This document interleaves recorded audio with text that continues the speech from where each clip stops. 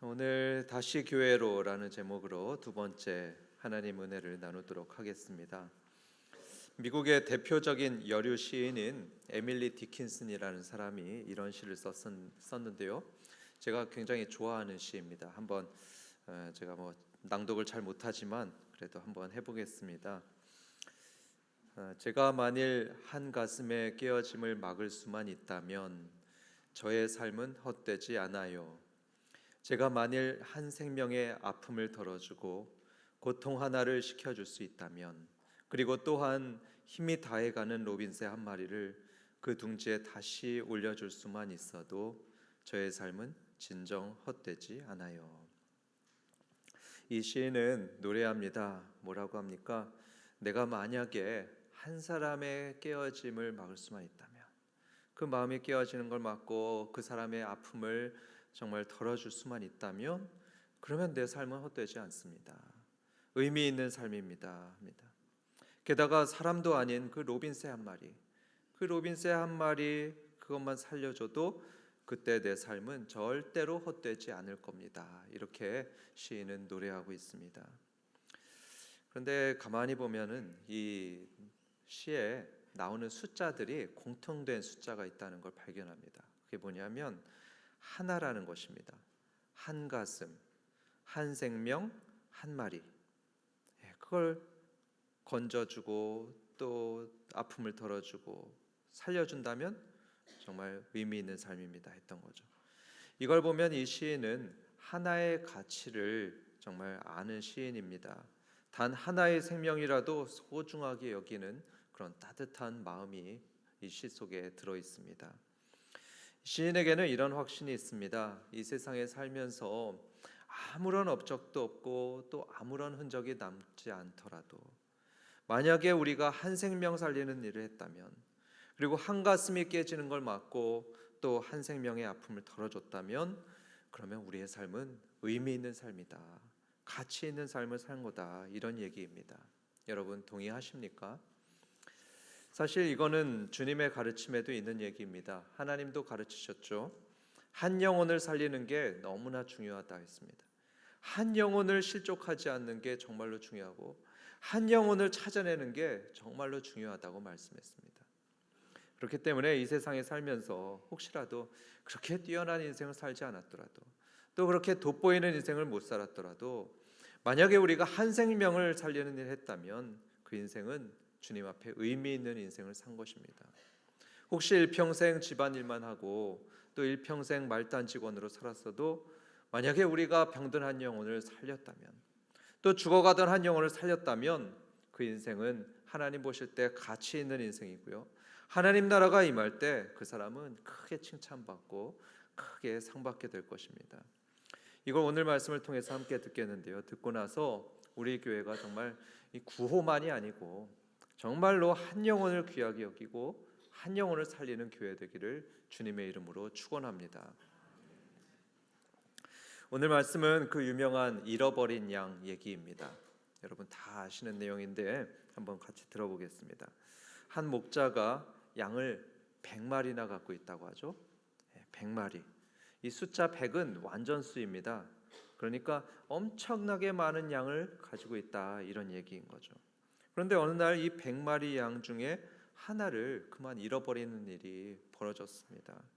양들을 들판에 쫙 풀어놓고 풀을 먹이고 있었다가 이제 집에 가려고 양들을 하나하나 세봤는데 몇 마리인 거죠? 99마리인 겁니다. 이 100마리가 돼야 되는데 한 마리가 부족한 99마리입니다. 목자는 무슨 생각을 했을까요? 그래도 99마리가 있으니까 괜찮아, 한 마리 정도야 이런 거 아니었죠. 목자는 그렇게 생각하지 않고요, 한 마리를 포기하지 않고요, 그 양을 찾으러 갑니다.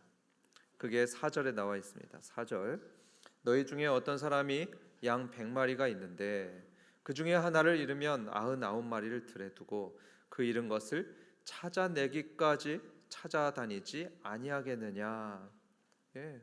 예수님은 그렇게 찾아다니는 목자다, 이렇게 얘기를 하는 거죠. 근데 여기 보십시오. 여기 보면 다시 그 9절 띄워주십시오.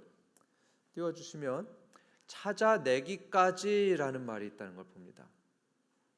들에 두고 그 다음에 잃은 것을 찾아내기까지 찾아다니지 아니하겠느냐. 찾아낼 때까지입니다. 좀 찾다가 안 보이면 그만 찾는 그런 게 아니고 찾아내기까지, 끝까지 찾으러 다니는 목자의 얘기입니다. 그런데 이 목자는 얼마나 마음이 급했던지 찾으러 가면서 99마리를 들에 둡니다. 그 많은 양들은 들에 두고 잃어버린 양을 찾으러 갑니다. 저 들로 찾아가고 저 산으로 찾아갑니다. 혹자는 이걸 보면서 야, 이건 좀 아닌 것 같은데요, 이런 질문을 합니다. 아무리 그래도 이 99마리를 들에 두고 한 마리 찾으러 가는 게 그게 말이 됩니까?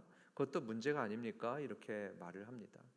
그런데요, 이렇게 따지는 분들은요, 아마 자식을 잃어버린 경험이 없어서 그렇게 말씀하실 겁니다.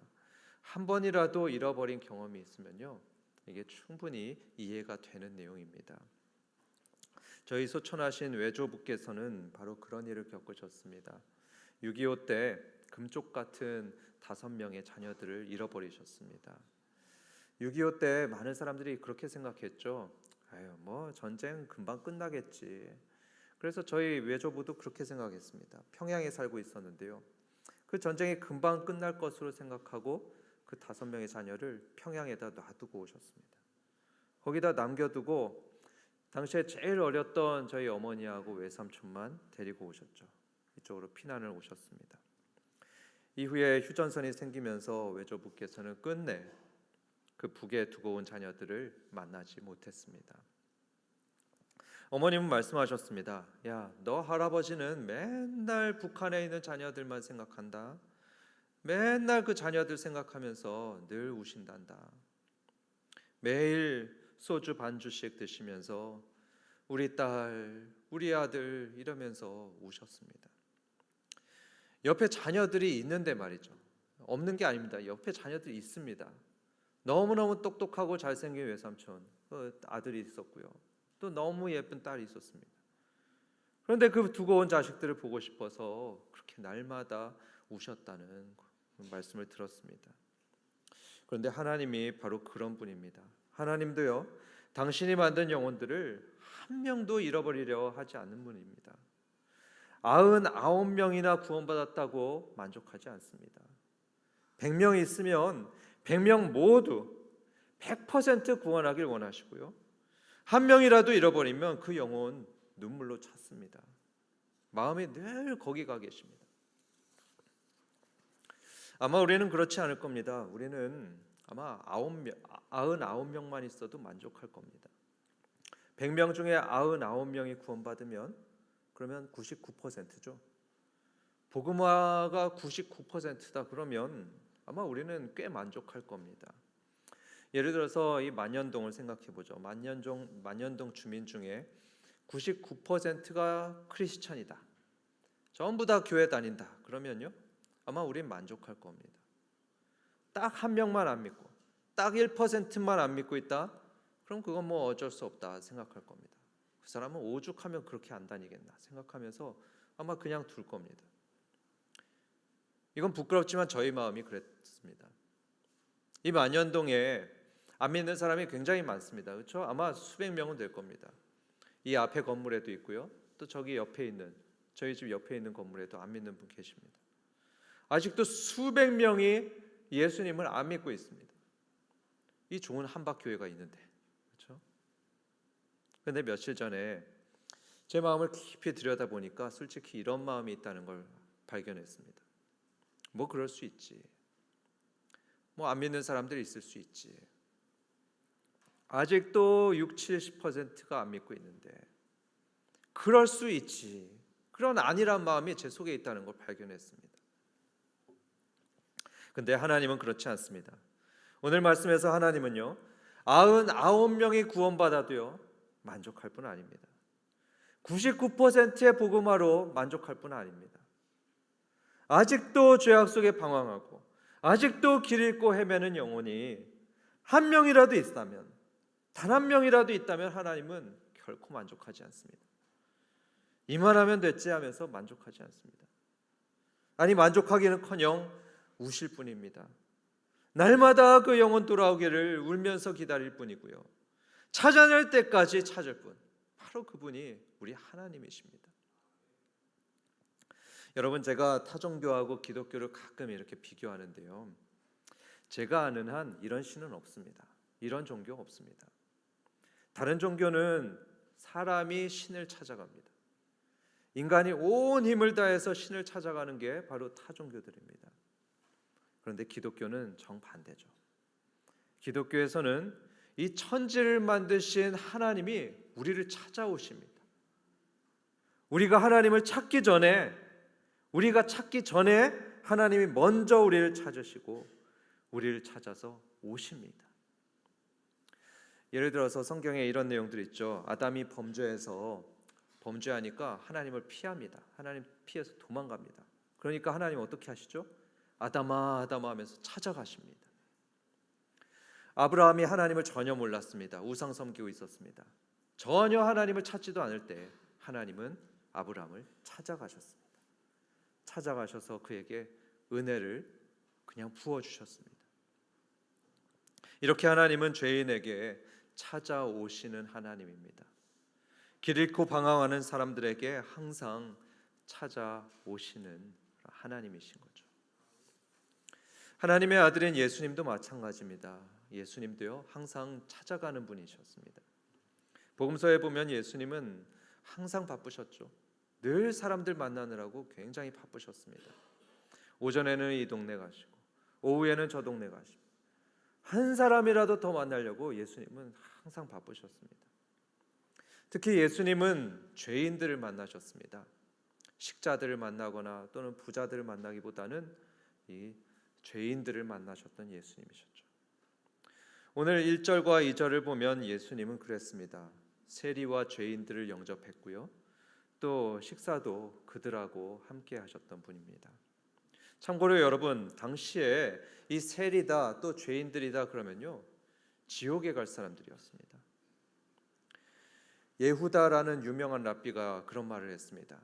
이 사람들은 지옥을 갈 사람들이다. 지옥에 떨어질 사람들이다. 손톱만큼의 축복도 못 받을 사람들이 바로 이 세리와 죄인들이었죠. 그래서 아무도 상종하지 않았던 사람들이 세리와 죄인들이었습니다. 그런데 그런 그 지옥 갈 사람들, 상종하지 않던 사람들에게 이 예수님께서는 찾아가셨습니다. 그들을 찾아가서 말도 섞었고 또 그들과 식사도 같이 하셨죠. 여러분, 이때 예수님은요, 이 땅에 살아갈 날이 3년도 채 안 남았던 때였습니다. 3년도 살 날이 남지 않았어요. 그러니까 하루하루가 얼마나 소중했겠습니까? 1분 1초가 굉장히 귀했던 분입니다. 그런데 그 소중한 시간을 예수님은 항상 이 세리들 만나는 데 쓰시고 죄인들을 만나는 데 쓰셨죠. 얼마나 그 사람들하고 가까우면 사람들은 이렇게 말했습니다. 저 예수는 세리들하고 마치네, 죄인들하고 마치나더라고. 친구들 보면 죄다 세리고 죄다 죄인들이야. 왜 그랬을까요? 왜 그렇게 예수님은 그렇게 죄인들을 찾으시고 그들에게 다가가셨을까요? 그 이유는 그들을 구원하기 위해서였습니다. 그들을 구원하시려고 예수님은 그들에게 다가가셨습니다. 예수님께서는 누가복음 5장에서 이렇게 말씀했습니다. 누가복음 5장 31절 32절. 예수께서 대답하여 가라사대 건강한 자에게는 의원이 쓸데없고 병든 자에게라야 쓸데있나니 내가 의인을 부르러 온 것이 아니요 죄인을 불러 회개시키러 왔노라. 그렇습니다. 마음이 병든 죄인들, 그 VIP들을 구원하시기 위해서, 그들을 회개시키기 위해서 예수님은 그들을 찾아가서 만나셨던 것입니다. 성도 여러분, 우리 예수님 믿는 사람들은 하나님의 자녀입니다. 예수님의 제자입니다. 예수님 믿고 우리는 하나님의 자녀가 됐고요, 또 예수님의 제자가 됐습니다. 여러분, 맞습니까? 그렇다면 우리는 누구의 마음을 가져야 될까요? 하나님의 마음을 가져야 되는 거죠. 하나님의 자녀로서 하나님 아버지의 마음을 가져야 되고요, 예수님의 제자로서 그 스승 예수님의 마음을 우리도 가져야 되는 것입니다. 그렇기 때문에 우리도 하나님이 그러셨듯이 그 잃어버린 영혼에 대한 긍휼의 마음을 가지고 안타까운 마음을 가지고 그들을 찾아야 되는 것입니다. 나하고 내 가족이 구원받았다고 그래서 만족할 것이 아니고요. 우리 교인이 지금 다 합치면 거의 1000명 정도 되는데요. 이렇게 많다고 그냥 만족할 게 아닙니다. 아직도 예수님을 모르고 나중에 가면은 심판받을 그 사람들을 하나님께 인도해야 됩니다. 그게 하나님의 자녀고 예수님의 제자인 우리가 마땅히 감당해야 될 사명인 것입니다. 그래서 저는 우리 목장들을 목장 탐방 쭉 다니면서 이렇게 권면했습니다. 여러분, VIP를 꼭 품으십시오. 목자 부목자 모임 때도 권면했습니다. VIP를 꼭 품으시라고, 꼭 선정하시라고 권면했습니다. 혹시 목장 식구 중에 짝믿음이 있으면 그분을 VIP로 삼으라고 했고요. 혹시 목원들이 전부 다 믿는 가정이면 직장 동료든지 또는 이웃집 사람이든지 반드시 VIP를 목장마다 한 명씩 선정해서 그분이 구원받도록 힘쓰시라고 권면했었습니다. 앞으로 목장에서 이런 것도 하면 좋겠습니다. 이건 제가 생각해낸 아이디어인데요. 목장 모임 하실 때 자리 하나를 비워두는 겁니다. 자리 하나, 좋은 자리를 하나 비워두는 겁니다. 그리고 그 자리를 VIP석으로 지정하는 것이죠. 그래서 VIP가 오시면 그 자리에 모시고요. 만약에 오시지 않으면 그 빈자리를 보면서, 비어있는 그 자리를 보면서 기도하는 것입니다. 하나님, 저 잃어버린 영혼 빨리 주님 믿고 돌아오게 해주십시오. 저분도 구원받아서 우리와 한 가족이 되고 천국 백성이 되게 하여 주옵소서. 이렇게 기도하는 것입니다. 여기서 중요한 게 뭐냐면요, 꼭 이렇게 하라기보다는 이만큼 우리 목장이 VIP에 관심을 가져야 된다, 이 말씀입니다. 왜 그럴까요? 왜 이렇게 VIP에 관심을 가져야 될까요? 왜냐하면 하나님의 관심이, 하나님의 최우선의 관심이 그분께 향하기 때문입니다. 하나님의 눈이 그를 향해 있고요, 또 하나님의 마음이 그를 기다리고 그를 찾고 있기 때문에, 그래서 우리도 하나님처럼 해야 되는 것입니다. 우리 VIP들을 절대 포기하지 않으면 좋겠습니다. 저 사람은 안 믿을 거야, 아무리 말해도 소용없어, 이러면서 포기하지 않았으면 좋겠습니다. 하나님도요, 그 사람 포기하지 않습니다. 누가복음 한번 보십시오. 누가복음 15장 보시면요, 찾아낼 때까지 잃어버린 양을 찾아다니는 그런 하나님의 얘기가 있습니다. 또 찾아낼 때까지 잃어버린 동전을 부지런히 찾는 하나님의 얘기가 있고요. 또 찾아낼 때까지 잃어버린 아들이 돌아오기를 계속해서 기다리는 하나님의 얘기가 있습니다. 하나님은 포기하지 않습니다. 겨우 한 명이라고 포기하는 법이 없습니다. 그럼 하나님도 포기하지 않는데 우리가 포기하면 되겠습니까? 그래서 우리 교회와 목장은요, 우리 VIP가 믿음 가지고 또 세례 받을 때까지 절대로 포기하지 않고 기도하는 그런 하나님 닮은 교회, 하나님 닮은 목장이 되기를 주님의 이름으로 축원합니다. 이제 끝으로 이 잃어버린 양 얘기가 어떻게 마치는지 그 결말을 함께 보도록 하겠습니다. 5절과 6절 같이 봅니다. 5절과 6절 같이 읽어볼까요? 또 찾아낸즉 즐거워 어깨에 메고 집에 와서 그 벗과 이웃을 불러 모으고 말하되 나와 함께 즐기자, 나의 잃은 양을 찾아내었노라 하리라. 이거 한번 계속 띄워주시는데요, 이 앞절과 이 구절을 보면은 반복되는 단어가 있다는 것을 보게 됩니다. 그 단어가 뭘까요?